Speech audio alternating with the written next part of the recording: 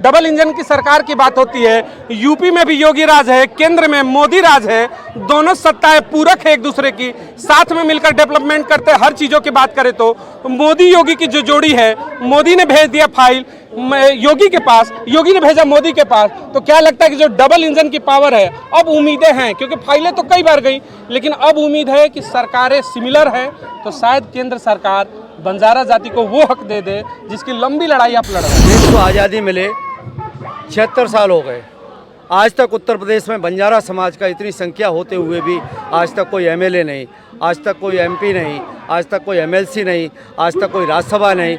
तो बंजारा समाज के साथ में ऐसा सौतेला व्यवहार ठीक नहीं। पिछड़ों और दलितों की सरकारें तक बन जाती हैं, लेकिन इन पिछड़ों दलितों के बारे में, इन गरीबों के बारे में कोई योजना तक नहीं बनती, केंद्र तक कोई फाइलें भेजी नहीं जाती। नमस्कार, मैं राहुल, जंतर मंतर पर आप सबका स्वागत है। बंजारा जाति के आरक्षण को लेकर जंतर मंतर पर इस समय प्रदर्शन चल रहा है।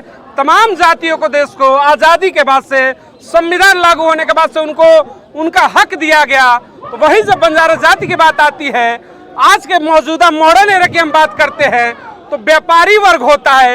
ये वो समय था, एंशियंट हिस्ट्री में जब जाएंगे, प्राचीन भारत के प्राचीन काल में जाएंगे, तो ये वो लोग थे जो आर्थिक रूप से समृद्ध करते थे भारत को।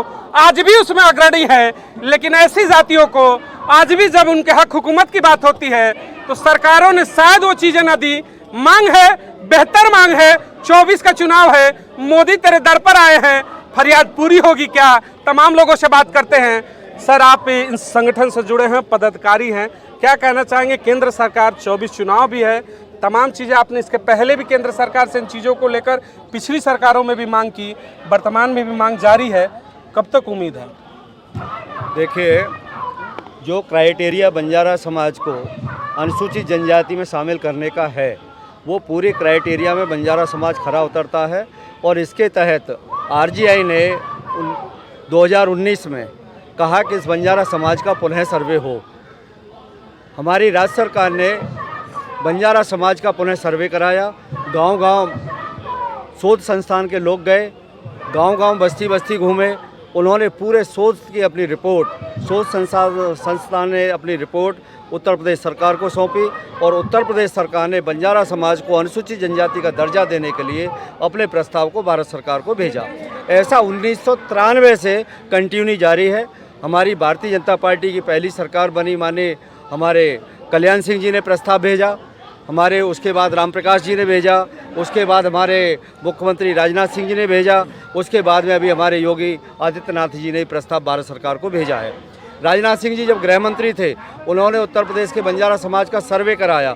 वो सर्वे रिपोर्ट भी भारत सरकार के पास आ गई है, और पूरा उत्तर प्रदेश की सरकार ने हमारा पूरा सर्वे करा करके, और जिन क्राइटेरिया बंजारा समाज को अनुसूचित जनजाति का दर्जा देना चाहिए, उन क्राइटेरियाओं में खरे उतरते हुए उत्तर प्रदेश सरकार ने अपनी रिकमेंडेशन अपनी सहमति के साथ, अपनी संस्तुति के साथ भारत सरकार को भेजी है। तो आज हम इसलिए यहाँ पर एकत्रित हुए हैं, पूरे उत्तर प्रदेश के लोग, कि उत्तर प्रदेश का जो लंबित बंजारा समाज का प्रकरण है, वो भारत सरकार उसको शीघ्र जारी करे और बंजारा समाज को न्याय दे। आपने कहा कि बंजारा समाज की जो मांग है, उसको लेकर प्रदेश सरकारें 93 में पहली बार कल्याण सिंह का आपने नाम लिया, और तमाम जो भी भारतीय राजनीति से आए, भारतीय जनता पार्टी से आए, और भी मुख्यमंत्री, उन्होंने भी रिपोर्ट भेजी।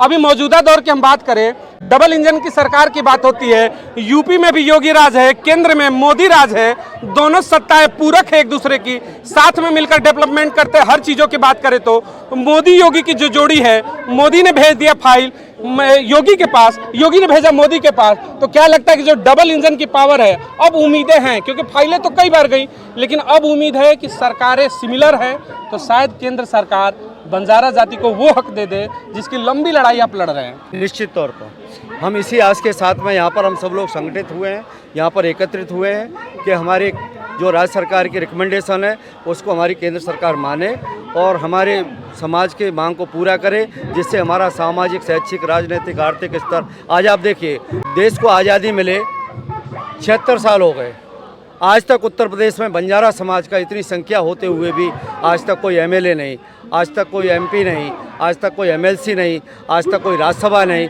तो बंजारा समाज के साथ में ऐसा सौतेला व्यवहार ठीक नहीं, इसलिए हम सरकार को अवगत कराने आए हैं कि साहब बंजारा समाज को भी न्याय दीजिए।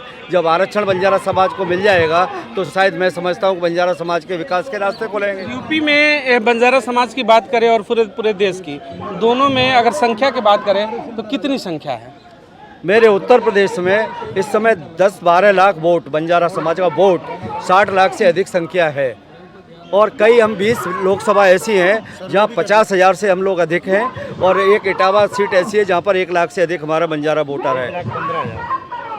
तो इस तरीके से जब हम 20 लोकसभा में 50,000 से अधिक और 1-2 लोकसभा में हम 1 लाख से ऊपर हैं, तो हमारी भी सरकार मांग को सुने। बात हम करें बंजारा समाज के आर्थिक स्थिति की, तो पूरे ऑल ओवर इंडिया और यूपी स्पेशली जहां से आप लोग आ रहे हैं, 22 करोड़ की आबादी है, उसमें जो भी आपकी संख्या हो, आर्थिक स्थिति कैसी है इस समय? 0। आज तक राज्य सरकार ने इस बंजारा समाज के डेवलपमेंट के लिए न तो कोई योजना बनाई है और न कोई विकास के हित में काम किया। एक ही काम किया है, बंजारा समाज की बस्तियों को राजस्व गांव का दर्जा देने के लिए जो योगी सरकार तत्पर है, उसके लिए वो काम जारी है।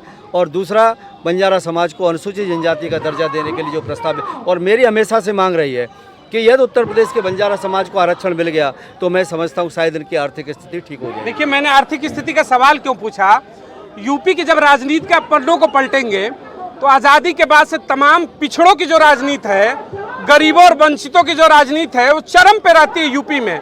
तमाम सत्ताएं आई कि गरीबों का उन्मूलन करेंगे, पिछड़ों का विकास करेंगे, आरक्षण देंगे। इन मुद्दों पर कई सरकारें बनी, पूर्ण बहुमत की सरकारें बनी, लंबी चली। लेकिन दुर्भाग्य देखिएगा इस देश का, एक ऐसी आबादी जिसका एक लंबा इतिहास है, भारत के इतिहास में योगदान है, वो उसकी आर्थिक स्थिति एकदम नाम मात्रा में है, कमजोर स्थिति में है। फिर भी उस वर्ग को एक दरकिनार कर दिया जाता है, उसके बारे में सोचा नहीं जाता है। पिछड़ों और दलितों की सरकारें तक बन जाती हैं, लेकिन इन पिछड़ों दलितों के बारे में, इन गरीबों के बारे में कोई योजना तक नहीं बनती, केंद्र तक कोई फाइलें भेजी नहीं जाती, फाइलें जाती तो अटक जाती है।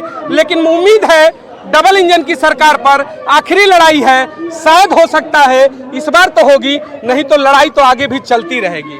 नहीं, निश्चित तौर पर मेरा मानना है कि शायद सरकार ये 2024 के चुनाव से पहले बंजारा समाज को आरक्षण दे दें, क्योंकि हमारी ऊपर भी बात हुई, ऊपर स्तर पर संगठन में बात हुई है, माननीय मंत्रियों से बात हुई है। तो हम जनजाति कार्य मंत्रालय में जो हमारा ज्ञापन है प्रधानमंत्री जी को, माननीय हमारे गृह मंत्री जी हैं अमित शाह जी को, हम सभी मंत्रियों को अपना ज्ञापन प्रेषित करने आए हैं कि हमारा ये ज्ञापन है, हमारी ये मांग है। हमारी मांग 2 ही हैं। एक मांग है बंजारा समाज को, उत्तर प्रदेश के बंजारा समाज को अनुसूचित जनजाति का दर्जा दो। दूसरा, उत्तर प्रदेश के बंजारा समाज को राजनीतिक भागीदारी हो, सरकार में भागीदारी हो, केंद्र में हो, राज्य में हो, क्योंकि आज तक भागीदारी से वंचित हैं और उनको भागीदारी नहीं मिली है। एक आखिरी सवाल आप सबसे मैं लूँगा, वर्तमान की सरकार, केंद्र के मुखिया हैं, जुड़े हैं आप उन्हीं पार्टियों से, करना उन्हीं को है, अंतिम निर्णय उन्हीं का होगा। कितना उम्मीद है मोदी पे, क्या उम्मीद है क्या कि आपका फैसला आपके हक में लेंगे? उम्मीद है? मुझे उम्मीद है 100%। आपको उम्मीद है क्या? बिल्कुल उम्मीद है। आपको उम्मीद है? उम्मीद है। आपको, आप सबको उम्मीद है क्या? एक बार कम से कम आपके अंदर, जब यूपी से चलकर आए हैं, लंबी लड़ाई सर ने लड़ी, आप लोगों ने लड़ी, तो संसद का सत्र है, इतनी आवाज जरूर होनी चाहिए कि संसद के गलियारों में आवाज चली जाए कि बंजारा जाति आ गई है।